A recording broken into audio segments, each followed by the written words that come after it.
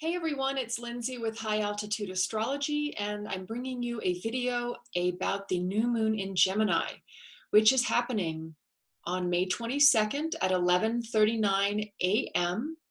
at 2 degrees 5 minutes of Gemini. A new moon is always when the sun and the moon are together, and they happen every month. And every month they happen in a different sign. So this time it happens to be the new moon in the sign of Gemini. So what does a new moon mean? Well, it has to do with the beginning of a cycle. So it has to do with planting seeds that we want to have manifest or sow over the next couple of weeks as the moon increases in light and results in the full moon 2 weeks later.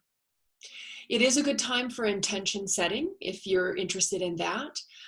But you can also just use it as an opportunity to see the experiences or how the newness manifests in your life over the next couple of weeks. And what kind of newness will this be? Well, this has to do with Gemini issues. Gemini is the third sign of the zodiac. It's the first air sign of the zodiac. So it deals with the intellect, it deals with thinking, it deals with communicating. It relates to commerce and trade. It relates to short distance travel around your community. It relates to brothers and sisters. These are all various Gemini aspects. But really what Gemini has to do with, it is considered our thinking function or our rational function in our minds, in our logic. So it has to do with gathering information and then with that information, making decisions because we've got the knowledge. Now, because Gemini is a mutable sign, that relates to the ability for Gemini energy to shift and change. There are several mutable signs in the zodiac, Gemini being the first one. And so this relates to, because we get various information thrown at us, essentially, we can sometimes then have to shift and change directions or make different choices. This is all mutable energy. So it has Gemini, again, air, the thinking function, and mutable, the ability to shift and change as needed. And the sun and the moon represent our light, our creativity, our individuality, how we want to shine our light out into the world.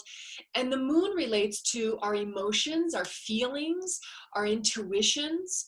So these two energies, the sun and the moon, are together at a new moon time, expressing themselves in this Gemini way, in this communicative way, in this changeable way. And so we can expect to see this new moon cycle have something to do with new beginnings around how we communicate, how we connect with others, how we connect in our local communities, but all with kind of this understanding that there may be shifts and changes coming, because this is just what Gemini does. As it gathers more information, it then makes new decisions. Think of Gemini as the springtime. It is in the northern hemisphere when the flowers are beginning to bloom, the hummingbirds are out. It's getting warmer. We want to be outside more. There's butterflies. It's like new life happening, activity happening, lots to see and lots to participate in. So this is the spirit of Gemini. Now, on a more kind of spiritual level, Gemini is related. If you look at the glyph, it has two poles kind of connected with these other two lines.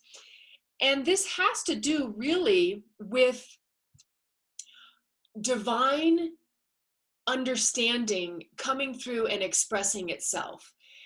They call Mercury, the ruler of Gemini, the messenger of the gods.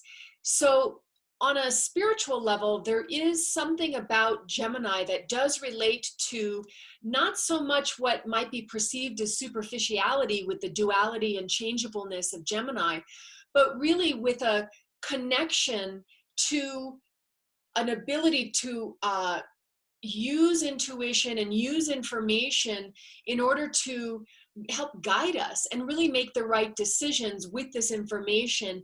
The right decisions, meaning the more spiritual decisions in life rather than perhaps the more superficial decisions. And I want to read something from a book called Mythic Astrology by Ariel Gutman and Kenneth Johnson. And this is a little bit of what they say about Gemini. Today, we think of Gemini primarily as a sign of intellect and of duality. The symbolism of the intellect, of course, is derived from its ruling planet, Mercury. The duality of Gemini has to do with the fact that this is a double sign, i.e. the twins in mythology.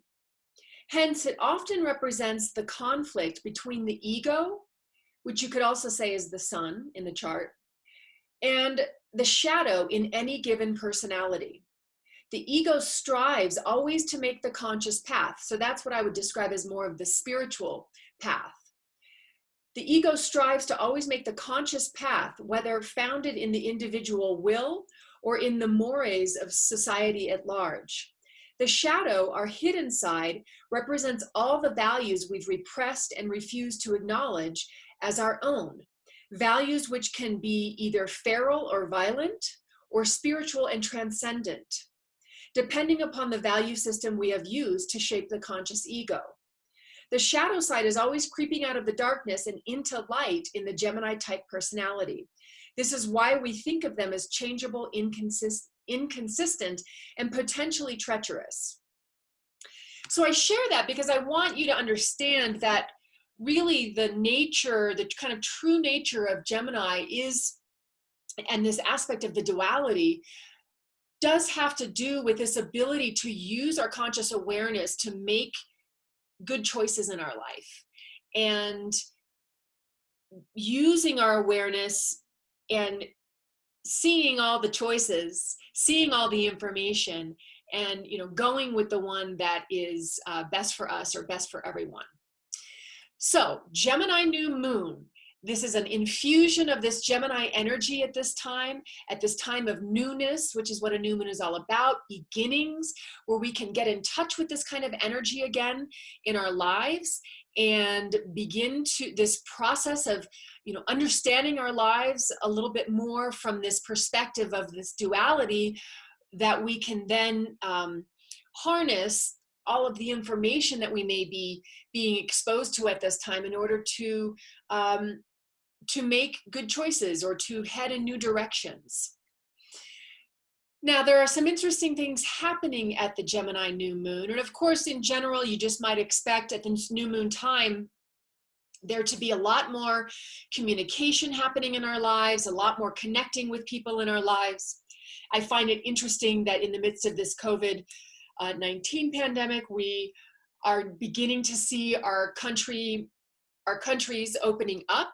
And so, people are going to start making more connections with one another again. And, this is like that feeling of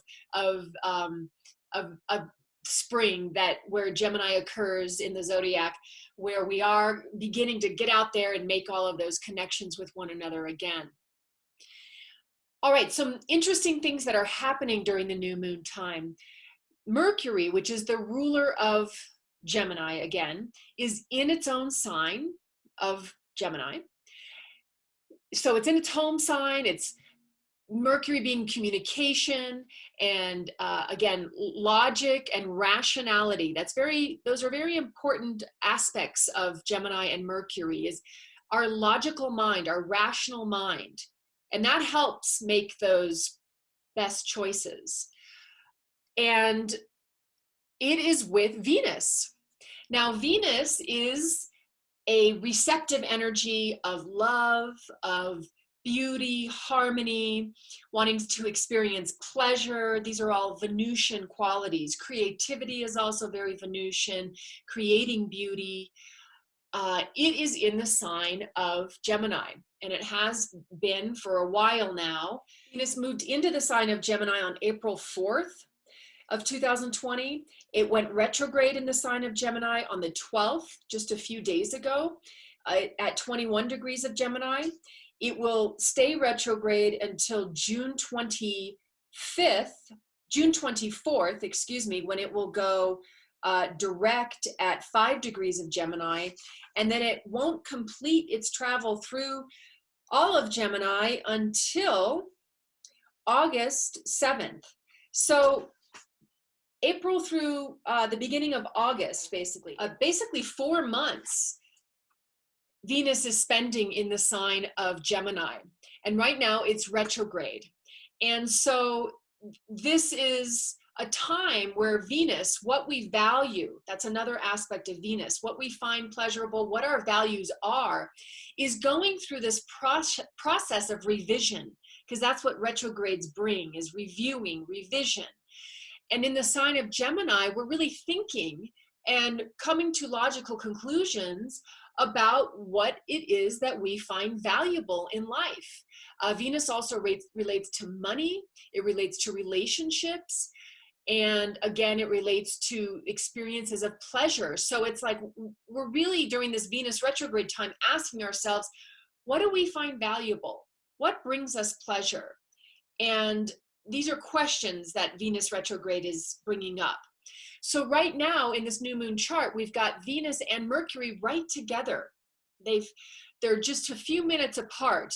And so this is significant for this new moon chart because it's saying that understanding what we value moving forward is going to be very important. I mean, it's always important, but in this chart, what it is suggesting is that we are really going to be reevaluating and understanding, that's Mercury, what it is we truly value, what brings us pleasure. And, again, this is the question that's going to be extending through the length of this Venus retrograde time. And at this new moon time, we're just getting this it's setting the stage for more understanding of what it is that we value to be coming up for us at this new moon time, and being a signature of the new moon chart as we move forward into this month. Now, what's also interesting is that this Mercury-Venus conjunction at the new moon time is squaring Neptune in Pisces. What this is saying with this new moon chart is that Neptune, being the planet of spirituality and transcendence, and really wanting to kind of return to source, connect with God, whatever you want to call that thing that you think kind of has created everything in a sense. That is the energy that's bumping into Mercury and Gemini right now in the sign of logic and thinking and communicating. And in the sign of Pisces, that is Neptune's home sign, but it kind of just brings a really strong desire to want to merge, to want to escape, to want to transcend. And so what this new moon chart is pointing out is that we need to be aware of the fact that Neptune may be clouding our vision about how we think and what we value. Because in the square, it's like there's a tension being created that needs to be resolved with some sort of action. So a wonderful way, and I've talked about this before when I've been talking about this particular transit, for the energy to play itself out, is to find a creative outlet. Because Neptune also is a very creative energy along with Venus. And it allows us to tune into very subtle nuances that manifest in our imagination.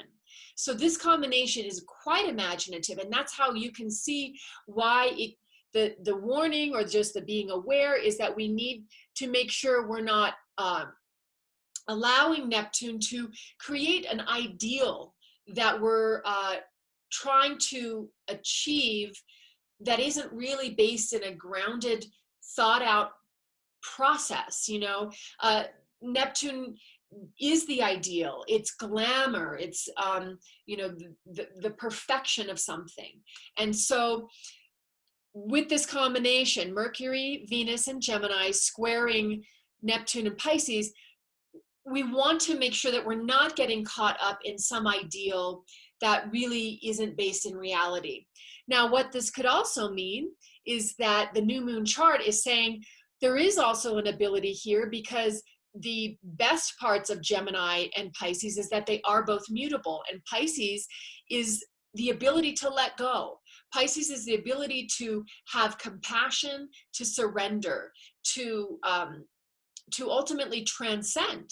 So the way that Neptune could help in this combination is if we are realizing on a logical, rational level something that might need to change, the Neptune and Pisces energy does have the ability to help us really accept and to let go and to surrender.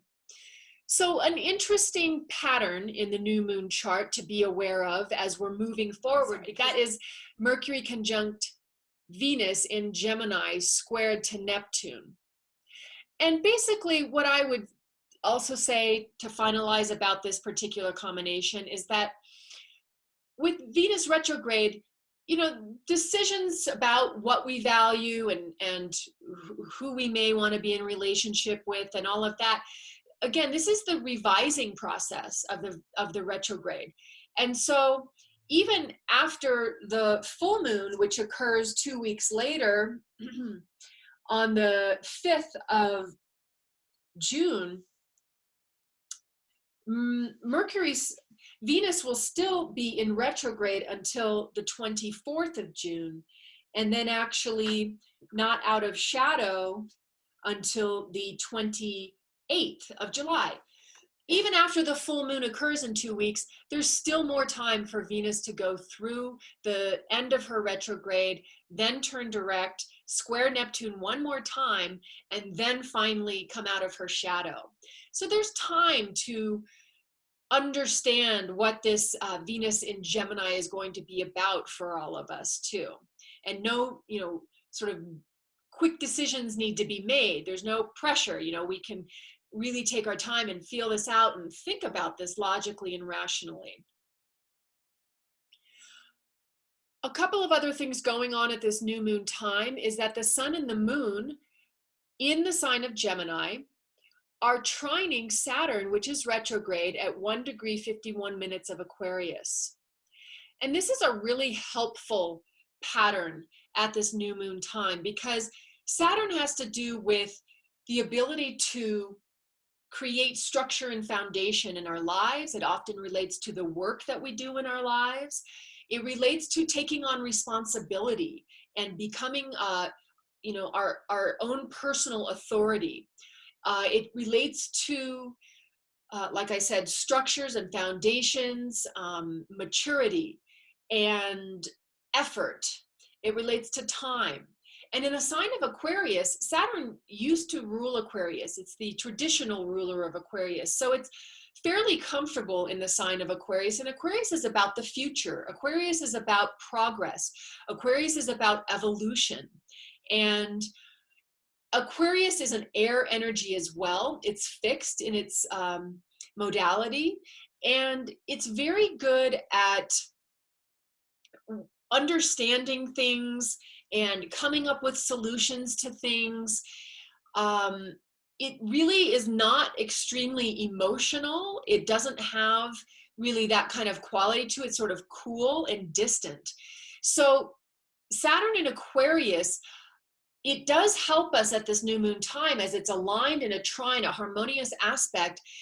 it does help us to take on the responsibility of moving forward, of progressing, of evolving. Those are all Aquarian qualities. And it being air gives it also sort of an ability to kind of shift and move. Even though it's fixed in nature, its fixity allows it to work at whatever it's trying to accomplish. Basically, it can focus and use its mental air capacity to like figure things out. That's how its fixed energy plays out. But it is air. And so there, again, there's a fluidity about Aquarius along with Gemini. And really what the Sun, Moon, Trine, Saturn combination suggests is that there's an opportunity here at the new moon time moving forward to bring in more responsibility about where we might want to be going with this new moon energy. It also gives us a maturity and an ability to kind of accept whatever needs to be done in order to move forward and to progress and to move towards the future and evolve. There's a maturity about Saturn, and it is helping the sun and moon at this new moon time in Gemini to bring a level of maturity to any decisions that need to be made, any changes that need to be made, or any enterprises that we may be taking on. There's going to be some longevity, that's Saturn as well, to the new moon time that will infuse new endeavors with a lasting quality that we can tap into as well at the new moon time. So that's a really positive energy that's going on. We've also got a couple of other things that I want to discuss, and then I want to read the degree of the new moon. We've got Mars in Pisces at 6 degrees, and it's widely squaring the new moon, about 4 degrees, but it's there. Now, Mars in Pisces relates to our action energy. Mars is our strength and our courage and our desires to take action and make things happen. And in Pisces is ruled by Neptune, is a very imaginative sign, hangs back and lets life kind of happen, and it goes with the flow, and it's very compassionate and empathetic and sympathetic. So it's an interesting combination with Mars and Pisces, because they feel like like two different energies. Mars, and then Pisces just wants to kind of chill in a way. And so that energy of that going after things is squaring this Sun Moon conjunction at the new moon time in Gemini. That's just suggesting that it may be a little bit of a challenge to incorporate the energy that we need to take in order to make these changes that the new moon energy may be bringing, because Mars and Pisces might want to just not take the action. It wants to feel, and it wants to have sympathy, and it wants to have compassion, but it's wonderful if we are helping others, and if we are being charitable, that kind of thing. It's great also for being creative, Mars and Pisces. But when it comes to using our mind and our logic to shine our light and to respond emotionally, coming into conflict or a tense energy with the action energy of Mars and Pisces, it may feel challenging to get past maybe some of the emotions that we might feel related to any changes that are coming. And we have to understand that in order to take action, we are going to have to tap into that, again, transcendent and ability to let go, as opposed to kind of wallow in not wanting to let things go. But what will help is that Mars is sextiling Uranus in Taurus at this time as well, within a 2-degree orb. And Uranus is all about change. Uranus is like, yes, let's go. You know, this is happening. And Uranus is so powerful. It's what's related to a lot of the changes we're already seeing right now collectively, related to Taurian themes around values and money and material goods and security. These are all Taurian qualities that Uranus is sort of just dumping on its head and saying, hey, you know, we need to look at how our connection to materialism, and again, this also brings in some of the Capricornian energy with Pluto, Jupiter, and Saturn, which will be retrograding back into Capricorn, have been bringing up too, is how our connection to consumption, to materialism, is really up for us to really be forced to change. I mean, this COVID pandemic has brought so much change to us in that way, where we've been unable to go out and just do our normal spending routines, and then creating, in some cases, you know, material challenges that we've then had to adjust to. And Uranus always wants to progress and evolve, and it rules humanity. So this is ultimately for progress and for good. And I feel personally, I mean, this is what we are all going to have to move towards collectively as we continue to look at the destruction of our environment, and Taurus rules nature, is we are going to have to change our physical relationship to the material world in order to actually create the changes in the world around us. We won't be able to sustain the same type of consumption in the same ways that we have. And hopefully technology, that's Uranus, will play a role in this too, making us need to rely less on physical material. But it also is an attitude change that has to happen with everybody collectively, where the consumption is going to have to stop. So another pattern, Mars in Pisces sextiling Uranus and Taurus, is helping at this new moon time to facilitate any changes and any resistance to change that Mars and Pisces might be bringing up, squaring that new moon in Gemini with the sun and the moon at 2 degrees of Gemini. So the last thing I want to do for this reading is to read you the Inside Degrees by Elias Lonsdale of Gemini at 2 degrees. And this is what he says. A collection of large dried leaves, each one bearing an inscription. A neatly compacted little world. Everything fits together splendidly.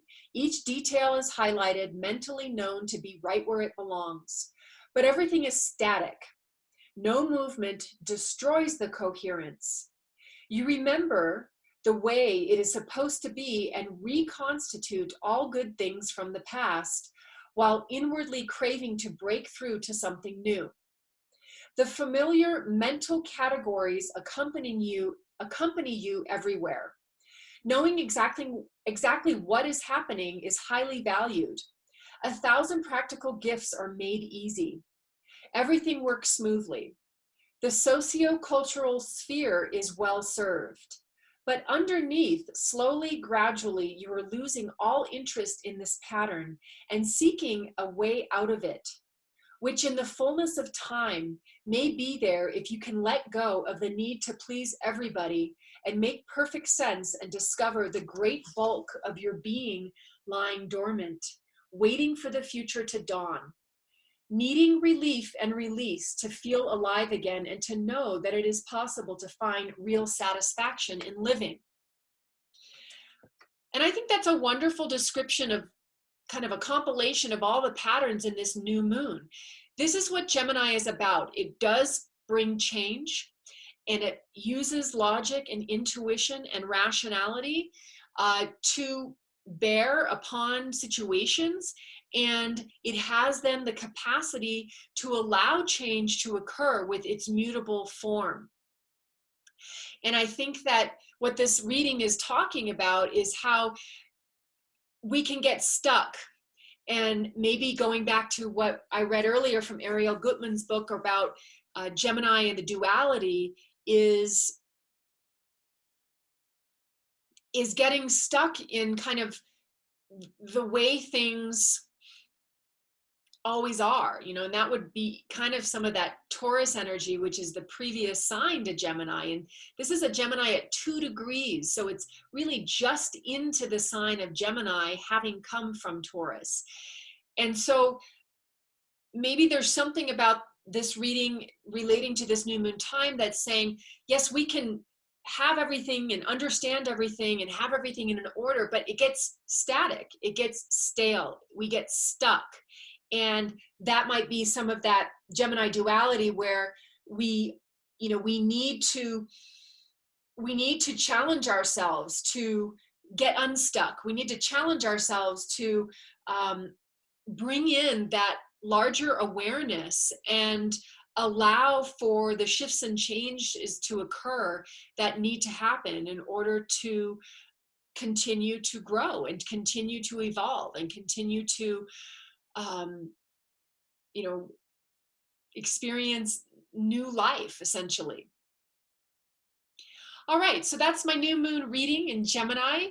I hope it's an exciting new moon for you. Gemini does bring excitement. It brings connections. It brings communication. It's got a very lively energy to it. So bring that energy forth into the new moon for you, and be open to what you discover.